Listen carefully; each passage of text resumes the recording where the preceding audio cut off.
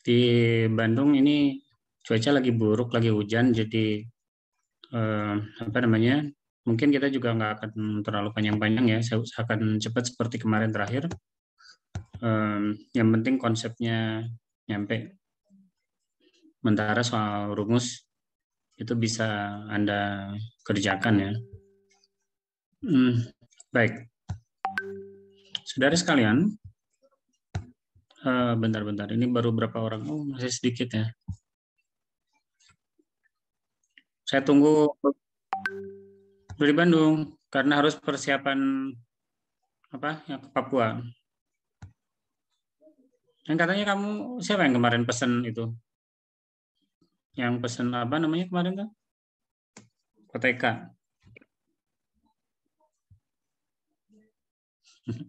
Nanti saya cariin. Panas. Baru 43 ya. Saya minimal 50 baru kita jalan karena itu 2/3-nya. Kalau ini baru berapa? Setengahnya juga tanggung.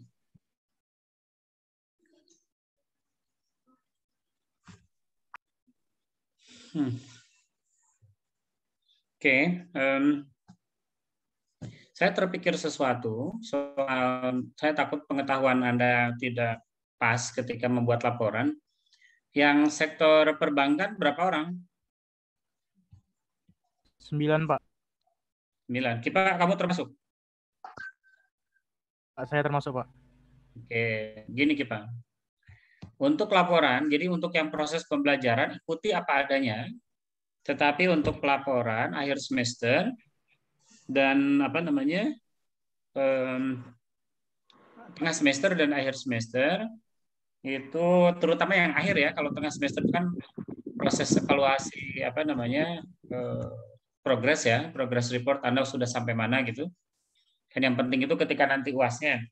Nah, UAS itu nanti yang Anda kerjakan, Kipa dan kawan-kawan, hanya bagian bab rasio keuangan perbankan dan industri keuangan. Paham nggak, Kipa? Industri keuangan banyak. Coba nyalain kameranya.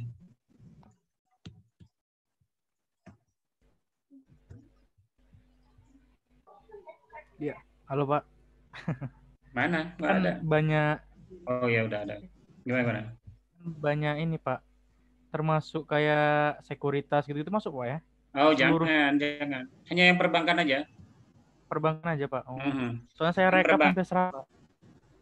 Perbankan terus yang ada hubungannya apa namanya? Maksud saya begini, kalau misalkan industrinya nggak ada hubungan dengan masyarakat langsung enggak gitu. Jadi yang diatur secara rigid oleh pemerintah yang ada di dalam, kalau gini deh, udah ngambil mata kuliah manajemen lembaga keuangan belum? MLKSNB udah Pak, non bank. Nah, Yang oke. Semua jenis lembaga keuangan yang perbankan itu hanya mengerjakan apa namanya sesuai perintah Bank Indonesia dan OJK ya, hanya mengerjakan rasio perbankan. Paham? Belum? masih kurang Pak. Masih Ya, belum oke. Pak. Nah, nanti ada bab khusus bicara tentang perbankan. Ibu udah dibaca belum catatan saya? Buku saya udah dibaca belum? Belum semua Pak. Baru yang Oke, awal-awal. nanti ada bab khusus tentang bagaimana rasio keuangan di perbankan. Apa sih kekhasannya gitu? Jadi tidak semua rasio-rasio yang ada, misalnya begini, kita coba bayangin.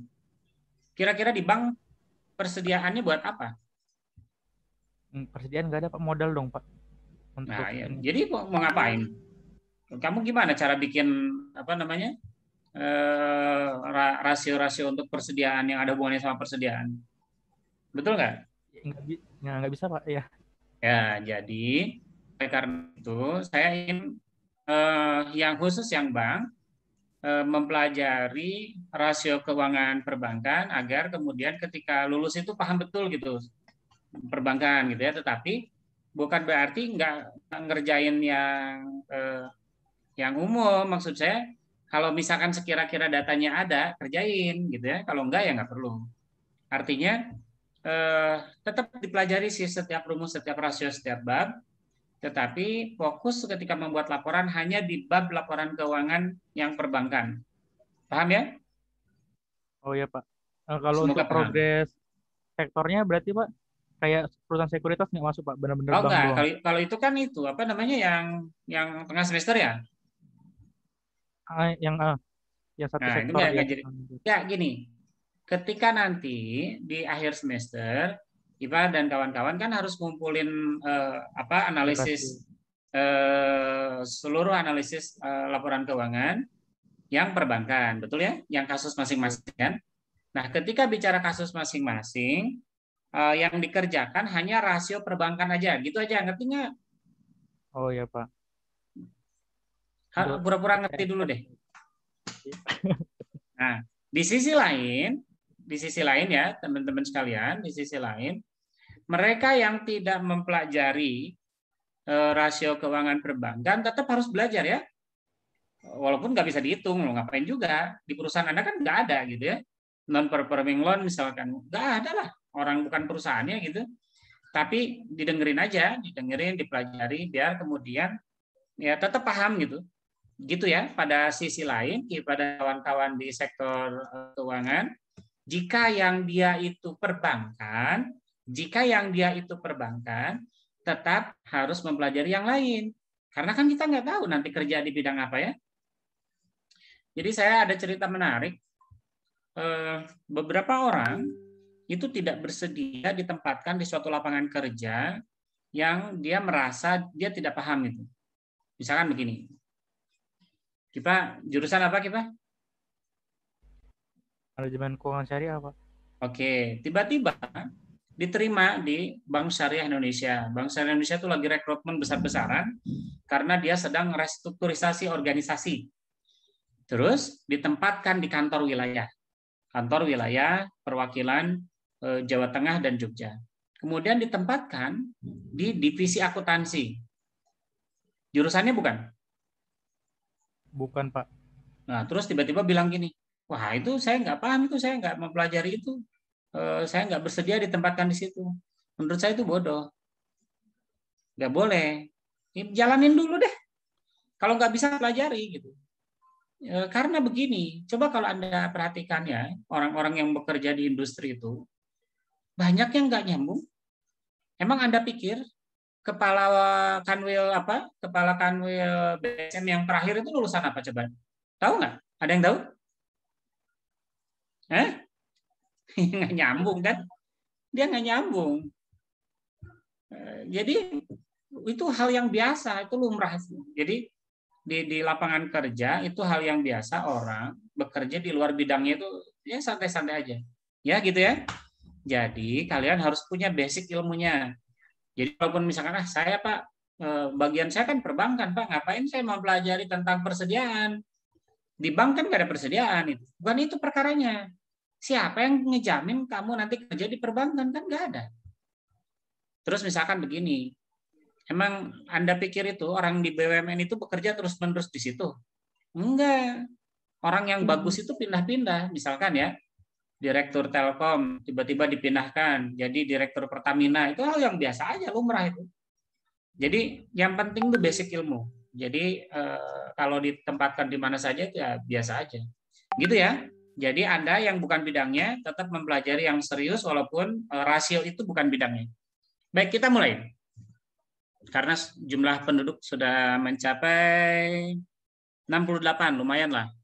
Yang nggak hadir berapa orang ini? Oke, pedulilah yang nggak hadir, terserah. Oke, kita sekarang bicara tentang satu rasio lain. Apa namanya? Rasio yang kita sudah bicarakan dari kemarin-kemarin. Saya ingatkan kembali, Anda, saran saya membaca buku sebanyak-banyaknya, karena tidak ada buku yang sempurna, tidak ada sumber yang sempurna. Jadi baca sebanyak-banyaknya buku sampai Anda paham betul. Nah, saudara sekalian,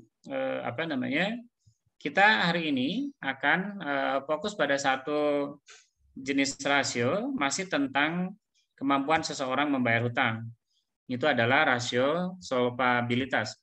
Sebelum kita melangkah lebih jauh, saya ingin memastikan dulu Halim. Halim? Iya, Pak. Solvabilitas itu apa? Yang sederhana yang kamu pahami. Solvabilitas itu apa? Kemampuan perusahaan dalam membayar kewajiban jangka panjang. Oke. Filiana. Kalau jangka pendek apa namanya? Namanya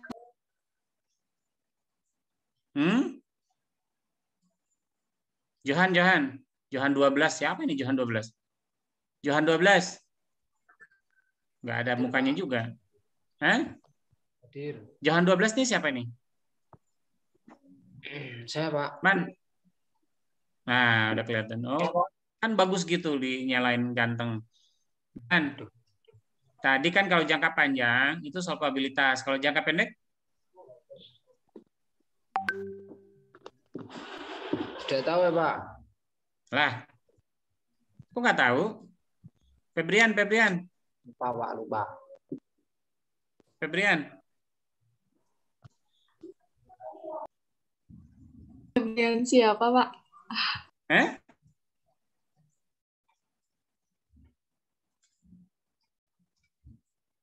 Waduh, gimana ini? Yang jangka pendek likuiditas bukan, Pak? Kenapa nanya lagi ke saya? Man, kamu di sebelah siapa sih, Man?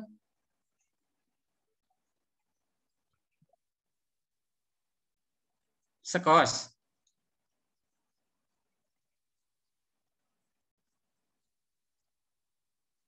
Harum. Rum, jawab dengan yakin. Kalau jangka pendek apa? Kalau jangka pendek likuiditas, Pak. Oke. Salwa, buat apa kita mempelajari yang likuiditas? Buat apa kita mempelajari yang solvabilitas, Salwa? Apa penempatannya? Apa bedanya menempatkan kedua hal ini? Salwa?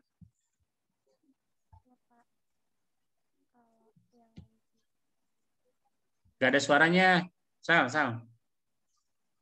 Mic-nya mana? Kalau Penyanyi likuiditas itu deketin kan gitu. Nah, gitu. kemampuan kita untuk membayar hutang jangka pendeknya gitu. Kalau Ya, yang terus? solvabilitas itu kemampuan kita untuk membayar hutang jangka panjangnya. Dalam praktiknya, bagi kita sebagai seorang manajer keuangan atau calon investor, apa bedanya? Membedakan itu bagaimana? Kapan kita menggunakan likuiditas, kapan kita menggunakan solvabilitas?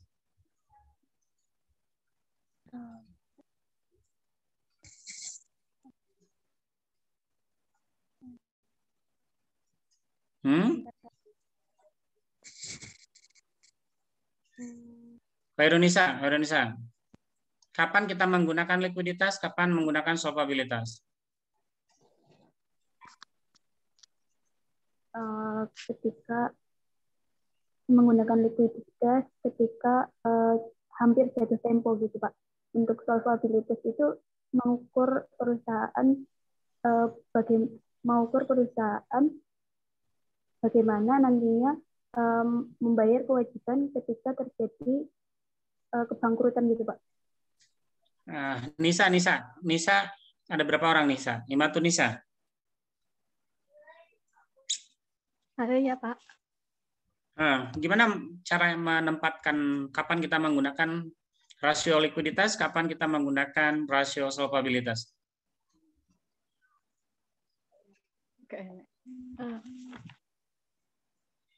Belum tahu, Pak. Belum tahu, Pak. Aduh. Kan kata saya, kelemahan saya di awal-awal tuh bicara, kelemahan terbesar dari mahasiswa itu seringkali di dalam skripsi, tesis, dan disertasinya itu dia salah menempatkan kapan menggunakan solvabilitas, kapan menggunakan likuiditas. Padahal itu penting sekali itu. Macica, kapan kita menggunakan likuiditas, kapan solvabilitas?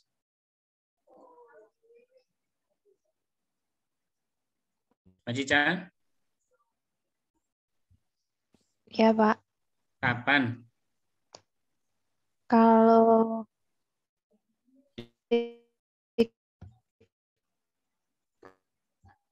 Ini Itu yang nggak bagus. berhubungan dengan Suara saya terdengar jelas nggak? Kok suara Mbak Cica nggak jelas ke saya? jelas, Pak.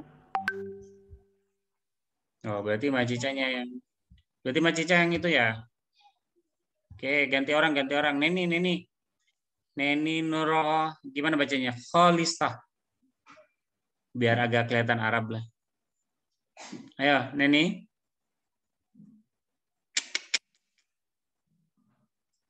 Neni, bangun. Ya, mana sih ini? Neni, kalau nggak ngomong saya keluarin dari Iya, Zoom. Pak. Ngomong. Iya, Pak. Bukan iya apa, ngomong. Apa jawabannya? Gimana Pak tadi, Pak? Putus, Pak. Kapan kita menggunakan likuiditas? Kapan kita menggunakan solvabilitas?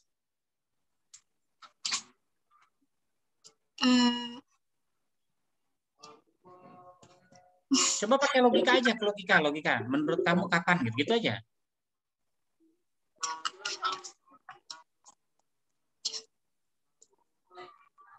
Habibah.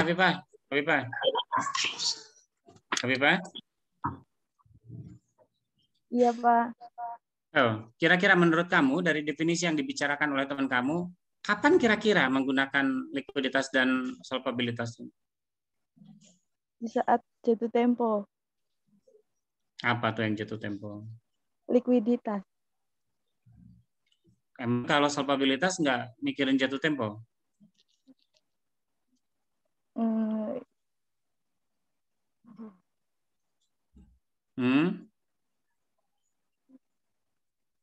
Baik, begini, perhatiin ya. Jadi yang penting di dalam keilmuan itu logikanya dipakai.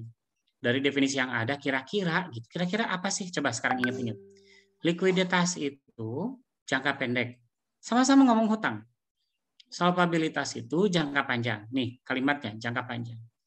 Maka, siapa yang kira-kira akan memperhatikan hutang jangka panjang? Siapa yang kira-kira akan memperhatikan hutang jangka panjang? Mereka pemilik ekuitas. Itu pasti mikir jangka panjang. Jadi mereka yang memiliki saham biasa, saham preferen, itu pasti ngitung jangka panjang. Karena dia kan memiliki saham di perusahaan itu untuk ukuran jangka panjang. Kemudian jangka panjang itu obligasi. Siapa yang punya obligasi, dia pasti mikir tuh. Kapan itu ya. Jadi para pemberi hutang dan para pemilik perusahaan, orang yang paling berkepentingan dalam menggunakan solvabilitas. Lantas likuiditas siapa yang berkepentingan? Likuiditas itu, yang berkepentingan itu adalah orang berhubungan dengan perusahaan dalam jangka waktu harian, mingguan, bulanan. Siapa? Kalau bank. Mana tadi bang? Siapa namanya? Siapa aja bang tuh? Saya lupa tadi. Ada berapa orang? 6 ya kalau nggak salah. 9, Pak. 9 orang. Kita siapa aja? 9, Satu lagi siapa? Sebut satu orang. Lutfi. Oke, Lutfi. Ya, Pak. Kira-kira yang berhubungan langsung dengan perusahaan dalam hitungan harian, bulanan, mingguan, siapa kalau misalkan di bank dan kemudian dia jadi harus konsentrasi memikirkan likuiditas perusahaan? Kreditur, Pak. Pihak kreditur, pihak yang meminjamkan dana yang digunakan nantinya untuk Bang. Oh. Bang. Siapa kira-kira? Nasabah tuh gimana? Ya. Iya. Jadi pihak kedua, pihak ketiga yang akan memikirkan likuiditas perusahaan itu nasabah. Saya hanya akan menabung di bank yang likuiditasnya bagus. Kenapa? Takut saya. Nanti saya mau ngambil uang, banknya nggak punya duit, dari mana? Jadi yang jangka-jangka pendek itu pasti dia lebih mikir itu. Nah, kemudian sekarang siapa yang ada di perusahaan lain nih? Pit, kamu perusahaan apa, Pit? Perusahaan apa? Mohon maaf Pak, soalnya tadi sinyalnya enggak, baru aja join. Kamu neliti perusahaan apa, Pipit? Oh, yang untuk ALK ini Bapak. Hah? Enggak, matematika keuangan, matematika keuangan. Ini Bapak perusahaan apa namanya? Daria Makin Larvi. ketawa. Tadi juga kamu Daria, sama, ngejawabnya nggak bagus. Ayo, Pit, gimana, Pit? Daria Larvia Pak. Perusahaan ini apa namanya? Yang Apa? obat-obat dari Oke. obat-obatan kesehatan. Kira-kira si obat-obatan perusahaan itu, bagi mereka di perusahaan obat-obatan, siapa yang akan begitu concern memperhatikan likuiditas perusahaan? Investor. Kan kata saya investor itu jangka panjang mikirnya. Oh, Investor itu jangka panjang loh. konsumen Pak. Hah? Konsumen. Oh, bukan. Masa kamu misalkan nih, Pipit, kamu kamu sakit kepala. Terus kamu sakit kepala kan biasanya makan apa, Pit? Kalau sakit kepala, Pit? Enggak Pit? tahu Pak makan apa. Lah, kamu nggak pernah sakit kepala? Sakit kepala, tapi nggak tahu sebabnya juga Pak. Bukan sebabnya, Pipit. Kamu makan obat apa kalau sakit kepala? Oh, obat dari dokter Pak.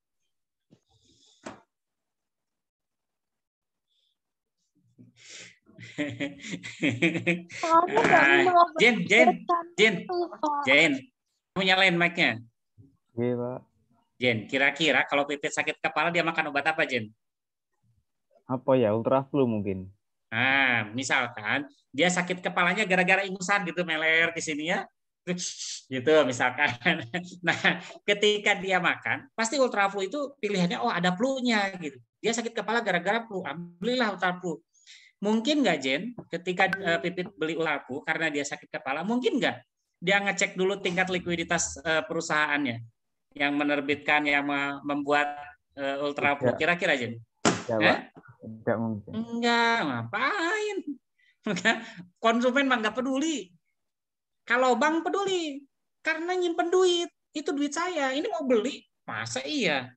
Pembeli nanya dulu, kamu likuiditasnya berapa? Yang penting barangnya ada, selesai. Mikirnya gitu ya. Jadi siapa yang akan kehilangan uang gitu?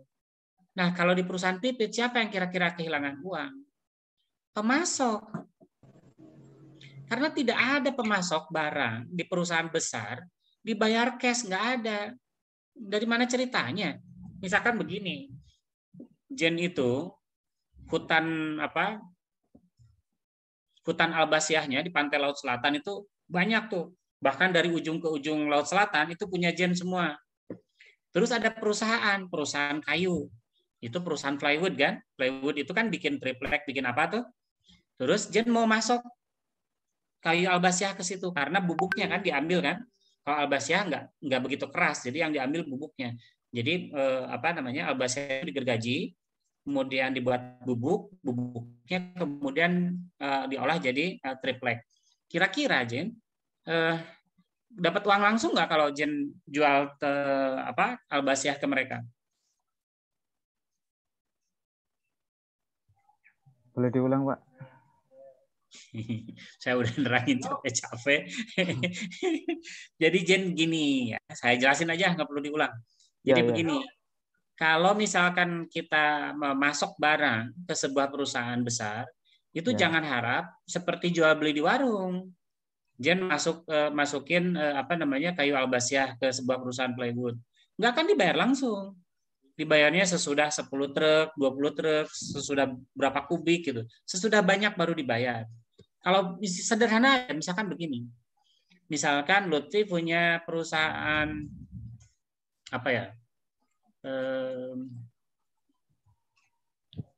yang suka di pasar itu, Atong itu apa namanya? Atong itu?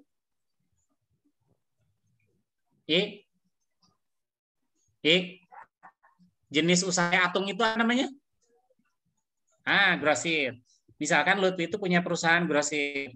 Kemudian Jen itu pemilik gudang garam. Masuk kan rokok yang pabrikan gudang garam ke grosir. Apa langsung sopirnya itu ketika datang nerima uang? Enggak. Jadi jangankan perusahaan besar ya, perusahaan grosir itu nggak bayar langsung. Bayarnya bulan depan, minggu depan, 2 bulan yang akan datang, itu pakai giro biasanya bayarnya. Jadi oleh karena itu maka orang yang seperti orang yang seperti Gudang Garam ini ketika memasok ke grosir, dia lihat dulu, ini grosir likuiditasnya bagus enggak gitu. Kemudian dicek faktor likuiditas itu apa aja. Jadi kalau begitu bisa kita katakan bahwa likuiditas itu menjadi faktor pilihan untuk diperhatikan bagi mereka yang memasok sesuatu ke dalam perusahaan. Kalau di bank, nasabah. Kalau di perusahaan lain, itu namanya pemasok barang persediaan. Begitu ya cara membandingkannya. Jadi siapa yang kira-kira memperhatikan itu yang menjadi penting. Maka ketika Anda jadi manajer perusahaan, tergantung Anda jadi siapa. Jadi pemasoknya kah? Jadi misalkan sekarang Pipit jadi perusahaan obat. Pipit mau masuk barang ke apotek-apotek. Apa yang dilihat? Likuiditas si apotek itu. Karena dari likuiditas kita jadi tahu apakah obat-obatan yang dijual di apotek itu laku enggak gitu. Kalau apotek itu ternyata enggak laku, Pipit enggak akan mau tuh jual ke situ. Paham ya maksud saya? Semoga paham, bisa ngebedakan. Oke. Nah, atas dasar itu rasio solvabilitas itu maka definisi yang umum Anda pelajari adalah rasio yang mempertimbangkan hutang jangka panjang. Rumusnya ada banyak. Saya kira saya tidak perlu membahas satu-satu, tetapi yang penting dari pemahaman ini sebetulnya yang ingin kita menjadi perhatian adalah lihat kalimat di ini.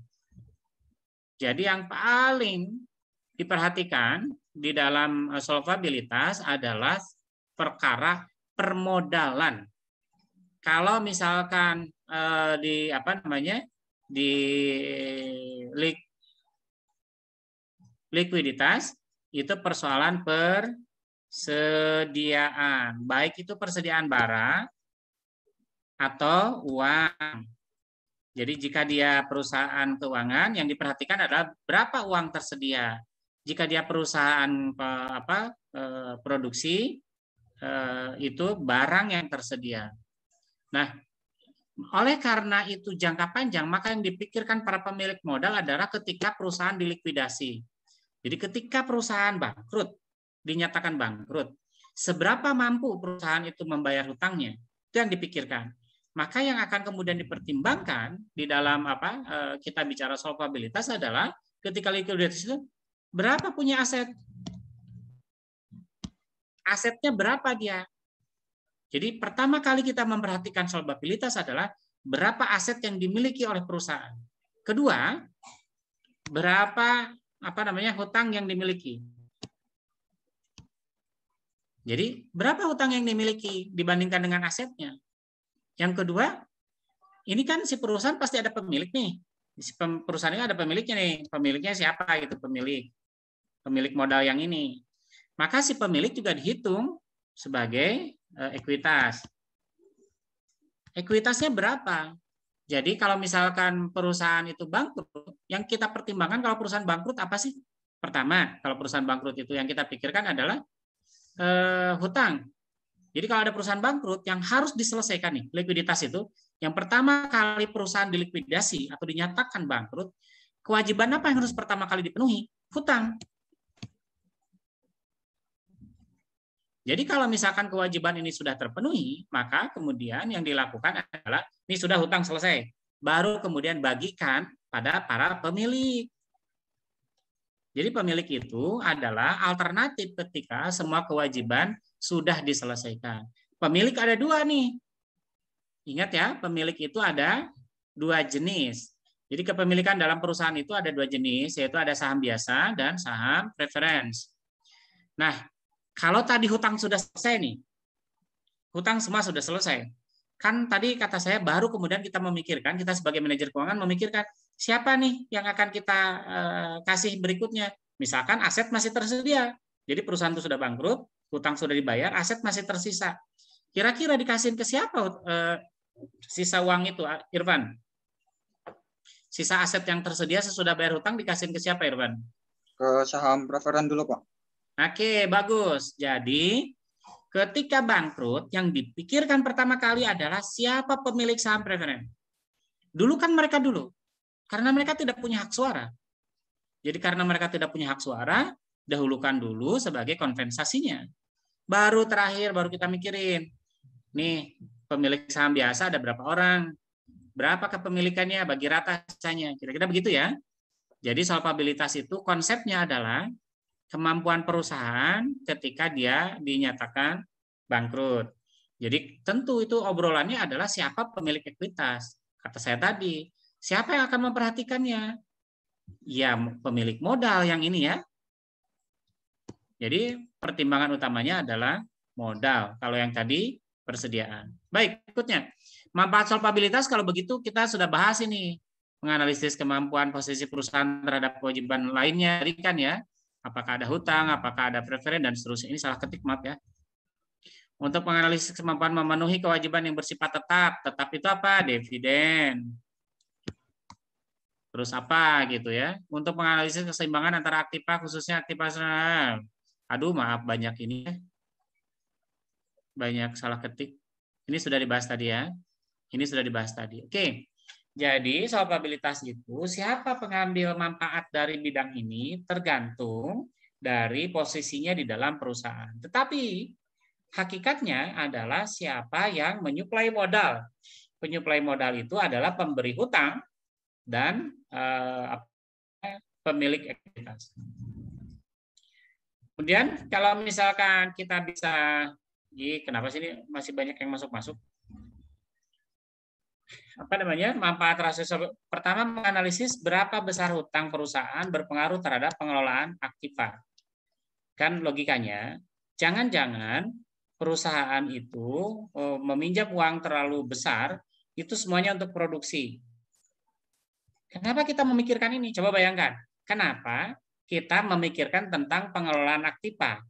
Kenapa saya katakan jangan-jangan semua hutang plus ekuitas itu fokus semuanya pada produksi. Ini akan sangat berbahaya. Apa kira-kira masalahnya? Kenapa saya mengatakan begitu? Ada yang tahu?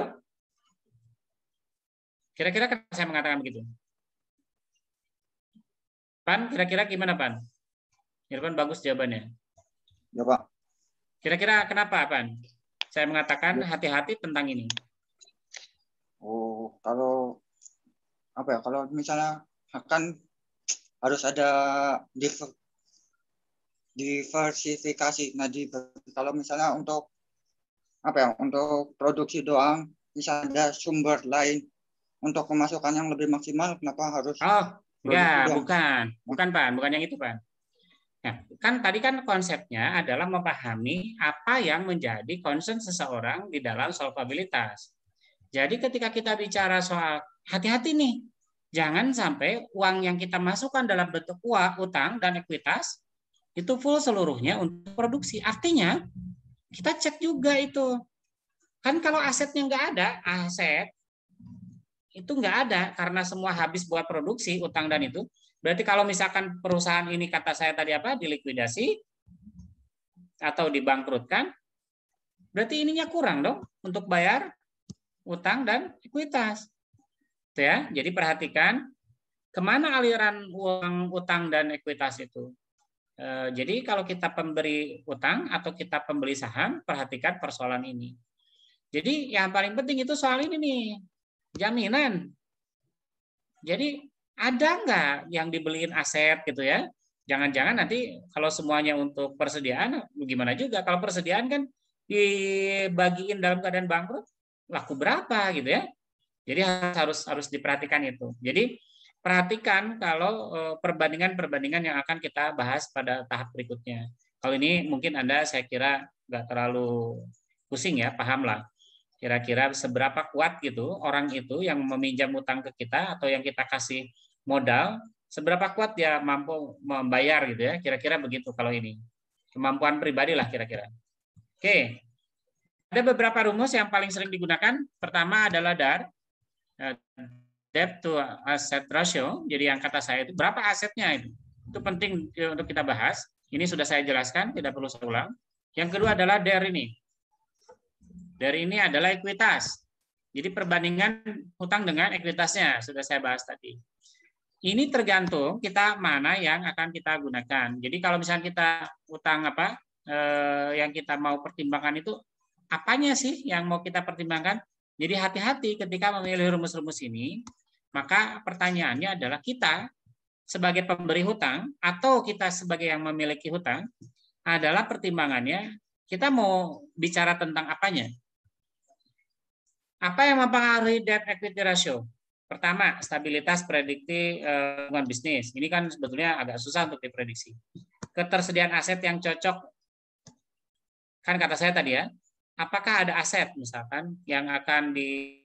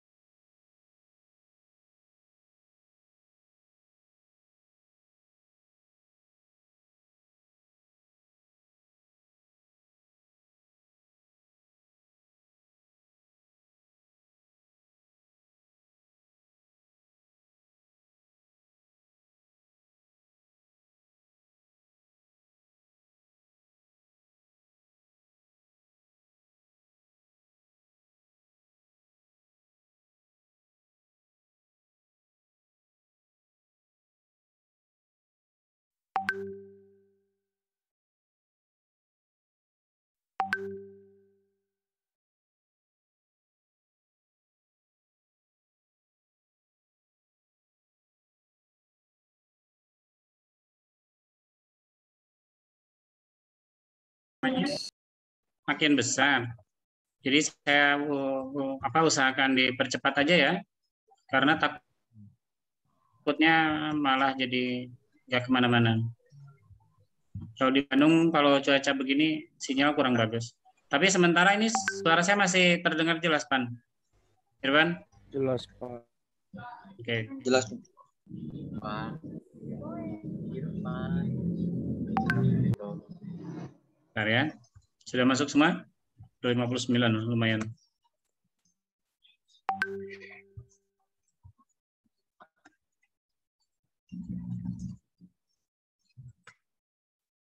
Bentar, masih ada yang masuk-masuk.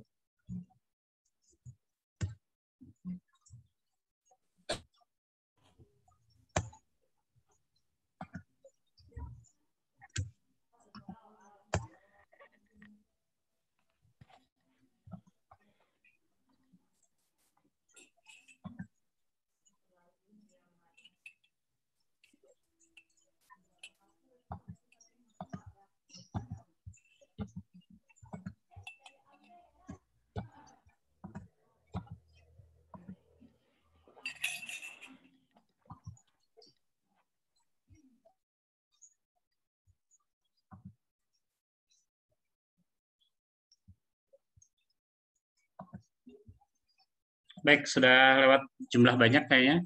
Kita lanjutkan ya. Bentar. Nah, jadi seperti yang tadi saya sudah katakan, ada beberapa faktor yang mempengaruhi tentang debt equity ratio ini atau DER ini. Pertama ini persoalan stabilitas kredit. Ini biasanya yang kemudian para peneliti masukkan itu ekonomi makro. Ini saya kemarin dikritik juga nih sama mahasiswa bimbingan saya, Pak, katanya tulisannya nggak kebaca Pak kalau di bimbingan. Ya udahlah, biarin, kan ada di sebelahnya tulisan. Oke, kemudian cakupan bunga. Ini cakupan bunga sering juga menjadi permasalahan. Oleh karena itu kemudian nanti Anda diminta untuk mempelajari rumus tentang cakupan bunga. Artinya cakupan bunga itu apa sih? Kita bayar bunga berapa gitu. Sanggup nggak bayar? Nah, kira-kira begitu kalimatnya. Jadi di dalam perhitungan hutang kita harus mempertimbangkan juga bukan persoalan berapa hutangnya gitu, tetapi apakah kita juga sanggup membayar bunganya. Kemudian apakah ada regulasi dan batasan kontrak. Jadi ketika kita meminjam uang itu biasanya ada aturan-aturan yang mungkin pada bidang sektor tertentu rigid diatur, atau itu biasanya bidang keuangan perbankan itu rigid, atau di dalam kontraknya dikatakan apa gitu ya. Jadi kalau kita meminjam uang atau memberikan pinjaman, hati-hati di dalam memberikan kontrak. Saudara sekalian, ini adalah rasio pertama. Ini rumusnya, tinggal lihat saja nih, aktiva dibagi dengan ekuitas. Jadi sebetulnya kalau kita melihat rumus-rumus di dalam rasio keuangan itu, sebetulnya lihat saja kalimatnya. Ini laba sebelum pajak dan biaya bunga, earning before interest and tax dibagi dengan biaya bunga, gitu ya. Jadi kalau misalkan Anda kapan-kapan lupa rumus yang digunakan, perhatikan perhatikan pernyataan pada kalimatnya. DER, hutang per equity. Kalau DAR berarti hutang per aset. Kira-kira begitu ya. Jadi untuk persoalan rumus, saya kira saya tidak perlu menjelaskan panjang lebar karena Anda cukup membaca penjelasan pada buku saya, kemudian memasukkan data yang terdapat di dalam perusahaan Anda. Ingat kata saya di pembukaan tadi, sekiranya di perusahaan Anda itu tidak ada di laporan keuangannya hal itu, Anda tidak perlu mengerjakannya, cukup membuat keterangan. Keterangan saja di dalam laporan dalam laporan analisis keuangan Anda bahwa oh Pak, di tempat saya tidak ada ekuitas misalkan, walaupun nggak mungkin masa ada perusahaan nggak ada ekuitasnya.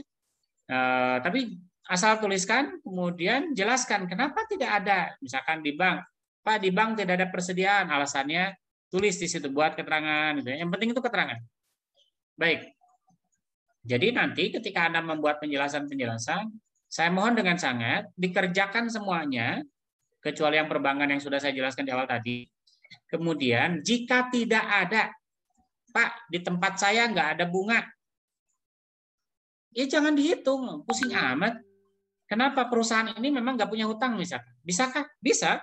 Ada perusahaan nggak punya hutang? Oh, berarti nggak ada belum bunganya, utangnya juga nggak ada. Gitu. Makanya kemudian nggak ada dong penjelasan misalkan likuiditas, solvabilitas, nggak akan ada. Kenapa? Hutangnya nggak ada. Maka semua sulit dipahami ada sebuah perusahaan yang tidak punya hutang sama sekali. Tapi maksud saya hanya menjelaskan saja, jangan ada pertanyaan lagi, Pak, di tempat perusahaan saya itu tidak ada long term hutang jangka panjang nggak ada gitu. Kenapa mesti susah-susah? Jadi pada pokoknya saudara sekalian, yang penting adalah pertama Anda memahami konsep apa bedanya likuiditas dengan solvabilitas, kemudian Anda paham kapan solvabilitas dan likuiditas digunakan, kemudian berlatihlah mengerjakan rasio-rasio ini, kemudian berlatihlah memahami kapan itu kita sebut terlalu tinggi, kapan terlalu rendah, dan apa alasannya. Beberapa bagian alasannya sudah saya jelaskan di dalam buku saya. Jika tidak ada, Anda bisa mencek regulasi. Misalkan di buku saya tidak dijelaskan berapa hutang paling boleh tertinggi untuk perbankan misalkan. Di buku saya tidak ada. Oh ya sudah, cari di peraturan. Adakah yang menjelaskan kalau dari itu atau dari itu paling tinggi berapa gitu ya. Nah, nanti Anda bisa mengerjakan dengan cara seperti itu. Jadi saudara sekalian, saya mohon maaf sepertinya saya sakit kepala.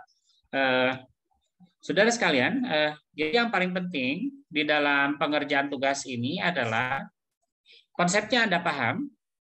Ketika di awal perkuliahan biasanya saya akan menjelaskan konsepnya. Lalu kemudian sesudah itu saya akan menanyakan beberapa hal yang sifatnya komparasi. Apa bedanya ini dengan itu? Kenapa ini begini, begitu? Itu tujuannya untuk memastikan Anda paham betul apa yang sedang kita diskusikan. Jadi, untuk persoalan rumus-rumusnya, saya kira rumus-rumus yang ditulis di dalam buku itu sudah clear, sangat jelas. Nanti Anda bisa mengerjakannya begitu perkuliahan ini selesai, tidak perlu dilaporkan pada saya. Anda cukup memastikan nanti ujian tengah semester Anda dalam keadaan paham. Sampai sini ada pertanyaan?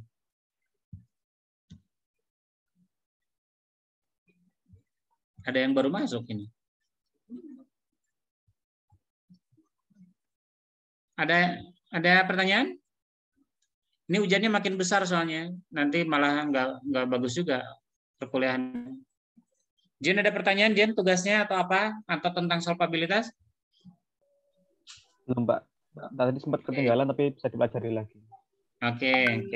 Yang paling penting itu, yang agak sulit kalau hanya sekedar membaca adalah ruhnya, filosofinya. Jadi saya selalu akan mengajarkan filosofi di awal sama di akhir, dan kemudian mengkonfirmasi di tengah-tengah untuk memastikan apakah Anda paham atau tidak filosofi itu. Jangan sampai Anda cuman sekedar sarjana klik-klik. Sarjana klik-klik itu memasukkan data ke dalam FIUS, klik-klik-klik, keluar angkanya tapi nggak ngerti. Kemudian ketika angkanya keluar itu apa? Apa yang kemudian itu kenapa saya menjadi khawatir persoalan itu? Karena begini, coba nyalain lagi kameranya terakhir kali sebelum saya tutup karena ini hujan makin besar, petirnya makin gede. Kenapa saya khawatir? Itu begini, ketika Anda rata-rata, kita orang manajemen keuangan itu rata-rata meneliti rasio-rasio keuangan, yang saya paling khawatir adalah pada bab 4, deskripsi data, itu rata-rata salah. Jadi deskripsi data Anda itu cuma mengatakan begini, misalkan DER, selama 3-5 tahun terakhir ini DER-nya paling tinggi sekian, paling rendah sekian. So what? Gitu. Mana kalimat berikutnya? Bukankah di mata kuliah saya sudah diajarkan, angka itu jelaskan. Kalau tertingginya sekian, lalu apa? Kalau terendahnya sekian, lalu apa? Itu yang nggak ada. Coba Anda kalau nggak percaya cek. Ya. Jadi kalau Anda nggak percaya, coba cek skripsi teman-teman Anda itu rata-rata pada bab 4 deskriptif, jadi analisis deskriptif, itu hanya menjelaskan misalkan begini, kurtosisnya berapa gitu, rata-rata berapa, kemudian apa lagi, standar deviasinya berapa, loh, terus mana penjelasannya? Misalkan Anda sebut standar deviasinya 2,3, maka jawab. Nah, kalau perbankan punya deviasi segitu, bagus atau enggak? Kalau enggak bagus, kenapa enggak bagus? Kenapanya yang harus timbul? Jadi dalam mata kuliah ini, yang harus dijawab adalah kenapanya. Bukan persoalan rumusnya. Rumus mah gampang. Baca bukunya, oh ini ada di halaman sekian, baca laporan keuangannya, masukin. Sudah selesai. Tapi kenapanya itu. Nah, saran saya, Kifa, tadi saya lupa, sorry. 6 apa 7? Apa 9? 9, Pak. Oke, 9. Ingetin saya kalau lupa lagi. Perbankan itu ada 9 orang. Kerjasama baik-baik. Duduk bareng-bareng. Kalau ada di Jogja semua, ayo duduk bareng-bareng. Nih, di tempat saya, NPL-nya sekian. Di tempat kamu berapa? Rata-ratanya berapa? Tertinggi berapa? Terendah berapa? Begitu ya? Obrolannya tuh begitu. Kalau ada standar deviasinya, berapa standar deviasinya? Kemudian ngobrolin, kalau NPL-nya misalkan berapa, apa efeknya? Misalkan efeknya akan diperingati oleh OJK, efeknya akan diperingati oleh BI. Kalau Anda di perusahaan umum, efeknya nanti para pembeli akan mengurungkan niat untuk membeli. Kenapa mengurungkan niat? Jelaskan. Kok tadi kan kata Pak Darmawan pembeli itu nggak peduli.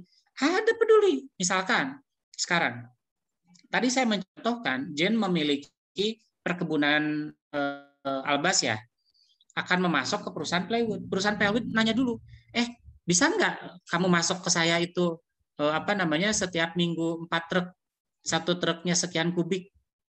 Jadi dia butuh kontinuitas penjualan. Ngekat, nggak mau ngejual lagi kayunya ke sana. Coba bayangin apa yang terjadi. Paham nggak maksud saya? Paham ya? Jadi ketika Anda mendapatkan angka tertentu, pahami cerita saya tadi. Di awal, di tengah, dan ketika saya mengkonfirmasi. Jangan sampai ada angka yang nggak bunyi. Nggak boleh. Nanti kalau ada yang nggak bunyi, pasti kalau saya yang nguji, saya tanyain itu. Dan kalau nggak bisa jawab, itu nilainya biasanya upper B atau B min. Jadi kalau saya itu nanyanya pasti yang gitu-gitu. Nanya judulnya apa, kan itu dulu. Kalau saya tanya di awal perkuliahan kan, judulnya apa, kalau ada angka, maknanya apa. Sudah selesai. Yang bisa menjawab pertanyaan-pertanyaan sederhana seperti itu, kalau ujian dengan saya, skripsi, tesis, disertasi, pasti saya kasih nilai 95. 95 itu jarang-jarang saya kasih. Gitu ya, paham semuanya ya? Ini hujannya besar, kecil, dari tadi begitu terus. Saya berharap, masih ada pertanyaan nggak? Kalau ada pertanyaan boleh ngomong. Kalau nggak ada kita tutup. Siapa yang nanya? Oh ya, gimana? Oh boleh. Nah, nanti saya kirimin ke grup ya. Saya pernah ngirim nggak ini? Elka? Oke, berarti 3-5 ya. Oke, 3-5 nanti saya kirimin. Ada lagi permintaan lain? Ini gara-gara Pipit kayaknya ngedoain nanti. Tadi itu saya bilang sakit kepala. Saya jadi sakit kepala beneran. Tadi saya iseng, karena kan saya nggak punya itu yang kayak Inayah itu lampu yang bulat itu buat YouTuber tuh. Ring light, Pak. Bener, Inayah kan punya tuh. Jadi kan punya punya di depan kameranya itu kan pakai lampu. Nah, tadi saya mikir gini, kenapa pakai lampu? Cahaya laptop aja gedein kayak gini. Kan lebih terang kan? Ngapain beli lampu coba? Tapi efeknya mata saya jadi sakit kepala kata saya nih. Pit nggak kedoain kan, Pit? Pipitnya udah keburu tidur. Enggak, Pak. Oh, enggak, ya udah. Nah, jadi ini jadi pelajaran juga yang lain ya. Kalau pakai laptop, jangan pakai cahaya yang terlalu keras seperti gini. Emang kenapa kalau kelihatan gelap kayak gini? Kan nggak apa-apa. Orang Indonesia kan kulitnya gelap. Mau gimana lagi? Oke, saudara sekalian, kalau tidak ada pertanyaan, atau kalaupun ada pertanyaan, boleh dikirim di grup, biar terbaca oleh semua orang dan kita bisa diskusi. Saya berharap Kifa dan kawan-kawan yang di perbankan serius ya, mulai didiskusikan dari sekarang, karena Anda jenis usahanya berbeda, unik. Karena unik dan berbeda itu, maka saya menyarankan Anda mulai fokus dari sekarang berdiskusinya. Terutama cari regulasi ya, Kifa ya. Bagi tugas deh, bersembilan itu. Sebagian cari regulasi Bank Indonesia, sebagian cari regulasi OJK. Karena memang nanti pembahasannya hanya itu aja. Kata OJK, ini tuh bagus atau enggak? Ini kan begitu. Enggak ada industri. Jadi di perbankan itu bagus dan enggak bagus itu bukan gara-gara industri, tapi karena regulasi. Ya. Sementara Hoironisa saya lupa. Apa nama perusahaannya? Perusahaannya jenisnya? Jenisnya basic di sektor apa? sektor basic. Sektor dasar. Iya. Ya, oke. Nama perusahaannya? Arna. Memproduksi apa dia? Keramik, Pak. Keramik? Iya. Oke. Nah, kalau dia sektor di keramik itu nggak ada regulasi. Mau hutangnya berapa kayak apa? Terserah. Mau persediaannya berapa banyak? Terserah. Nggak ada regulasi. Oleh karena itu bandingkan dengan yang satu sektor. Paham ya? Bedanya antara bank dan non bank, paham ya? Nanti paham atau enggak bisa lihat kita di progres. Nanti Kifa juga, saya jadi kepikiran begini. Untuk yang apa namanya, yang UTS kerjakan aja semampunya, tetapi yang UAS, sorry bukan semampunya, sememang adanya data, tetapi untuk yang UAS itu full hanya menceritakan tentang rasio perbankan, gitu ya. Kalau UTS mah kerjaan aja Pak, saya mah ini banyak nggak bisanya biarin aja, memang penting. Karena yang lain pun UTS itu sifatnya hanya progress report. Jadi saya ingin tahu Anda paham atau enggak. Itu alat evaluasi buat saya, bukan buat Anda sebetulnya. Jadi UTS itu semua dosen sama. Jadi kalau Anda kuliah di mata kuliah yang lain itu sama. Jadi UTS itu untuk melihat apakah saya ngajar benar enggak gitu ya. Tapi UAS untuk mengecek Anda belajar benar atau enggak gitu. UTS itu untuk saya memperbaiki nih ada berapa? 7 pertemuan ke berikutnya. Kalau saya perbaiki, misalnya ternyata kok mahasiswa banyak yang nggak ngerti nih. Nah, nanti saya akan buat perbaikan di setengah semester berikutnya. Gitu ya. Semoga Anda sehat-sehat saja. Jangan ada yang sakit. Perjalanan masih panjang. Berapa semester lagi Anda baru satu setengah semester lagi ya berarti wisuda. Ya, kan kalau sudah PKL berarti kan metodologi udah ngambil. Oh, udah lah, cepet lah. Kalau metodologi udah ngambil, seminar udah ngambil. Semester ini, Pak. Wah, cepet. Ya, semoga ya. Nanti semoga dapat pembimbing yang baik, yang enggak kayak saya. Kalau saya meriksanya lama gitu.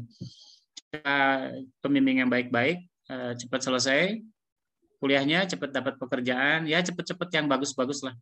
Semoga kita semua mendapatkan keberkahan ilmu hari ini. Jadi amal ibadah apa yang kita harapkan juga terkabul. Terima kasih semuanya. Assalamualaikum warahmatullahi wabarakatuh. Waalaikumsalam warahmatullahi wabarakatuh. Terima kasih Pak. Terima kasih. Sama-sama.